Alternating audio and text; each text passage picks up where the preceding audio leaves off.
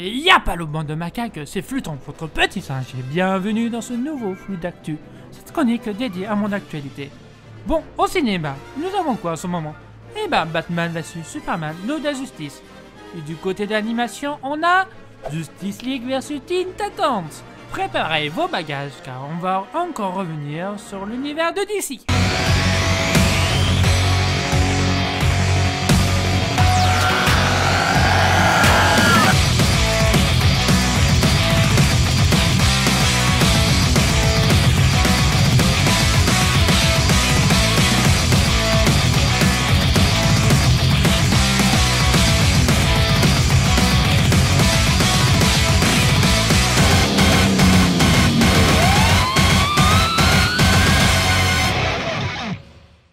Bon, avant de commencer cette chronique, DC Comics a eu un grand chamboulement depuis l'arrivée de New 52. Mais vous allez dire, mais c'est quoi The New 52? En gros, c'est le reboot de toutes les séries avec un numéro 1 à la prime. Ça veut dire que le mec qui a eu les 500 comics de Batman va devoir retrouver en kiosque son Batman avec le tome 1. Ironique du sort, mais bon. Oui, c'est très bien, tu parles de comics, mais qu'est-ce que ça a à voir avec l'animation? Eh ben, comme vous le savez tous, DC Comics est un grand studio d'animation aussi. Vous avez qu'à voir dans votre enfance, il y a toujours eu des séries d'animation comme Batman, Superman, la Ligue des Justiciers, la Teen Titans. Et il y a toujours une part de films d'animation. C'est de ça qu'on va parler. Alors, ce reboot de New 52 a pour effet d'adapter cet univers au sein de cet univers animation. Ça veut dire qu'on a eu un petit reboot de tout ce qu'on a vu par avant. Bon, ce n'est pas dit, mais c'est concret.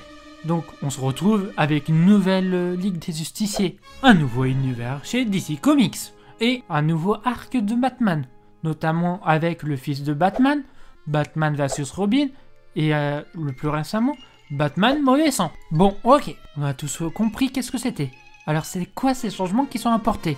Donc, notamment, il y a une nouvelle refonte des personnalités de chaque personnage, les relations entre les uns et les autres. Étonnez-vous pas que l'univers est plus sombre que d'habitude. L'univers n'est plus fait pour des enfants, mais plutôt pour des jeunes adultes. L'âge visé par DC Comics a changé depuis la refonte de The New 52. C'est un peu le grand chamboulement qui a mis le pied à l'écurie, quoi. Et ça se propage dans cet nouvel univers.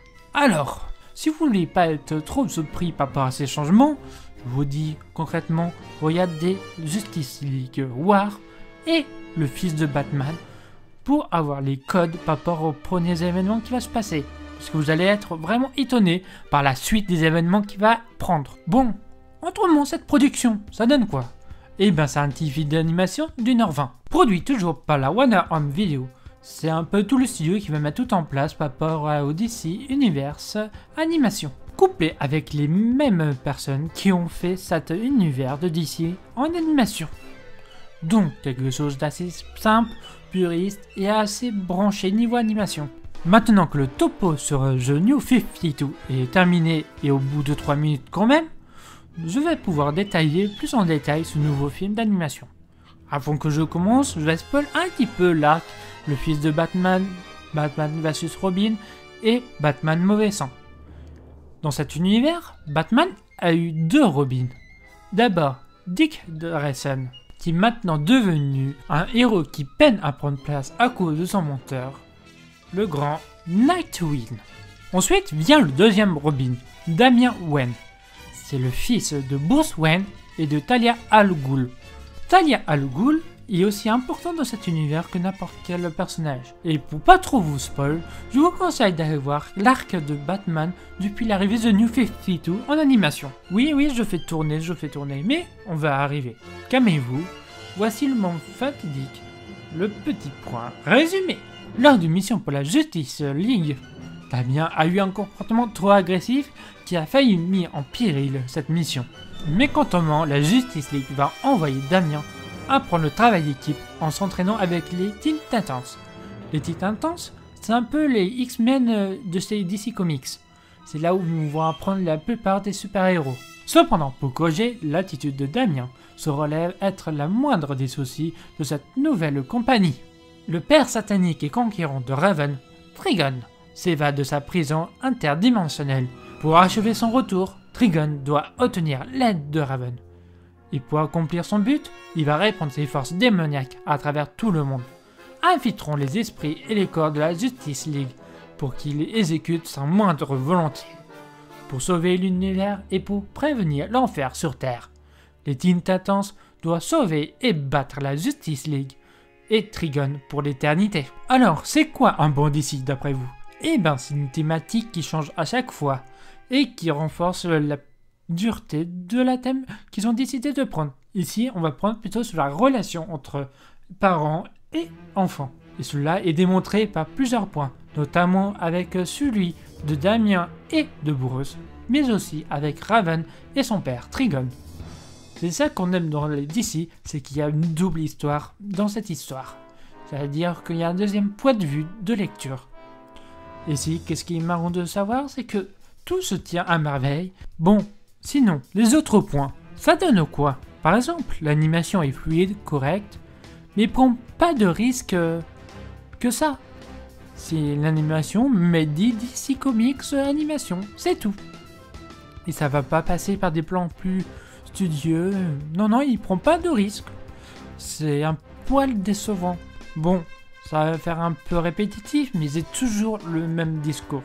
DC ne veut toujours pas donner sa sens à faire qu'autre chose que du DC. Ils veulent reprendre que ce qu'ils ont adapté. Et ça, vraiment, c'est assez insoutenable. Par exemple, quand il y avait les Batman en animation, ils ont pu créer des nouveaux protagonistes comme Harley Quinn qui est venue qu'à partir de la Batman d'animation. Et bon, à partir de là, il n'y a pas eu grand chose d'innovant, de spectaculaire. Ils pointent toujours sur la défensive et c'est ça que je crains le plus dans DC, c'est être sur la position défensive. Alors qu'il peut être sur la position offensive et mettre un coup double par rapport à Marvel. Merci bande de macaques d'avoir regardé cette chronique. N'hésitez pas à le faire partager pour ceux qui aiment bien DC Comics. Autrement, pour ceux qui détestent, envoyez ça pour dire que DC Comics a vraiment du pain à mettre sur la planche en termes d'animation. Parce que vraiment, chez Marvel, il n'y a rien du tout. Sinon, bande de macaques, en bas de cette vidéo, il y a un petit espace commentaire. Vous, petit macaque, vous pouvez vous interagir avec moi. Et oui, c'est un espace que j'aime bien utiliser. Donc vous pouvez mettre votre avis par rapport à cette vidéo ou sur l'étendue de l'univers de DC en animation. Sinon, bande de macaques, c'était Fluton. À la prochaine!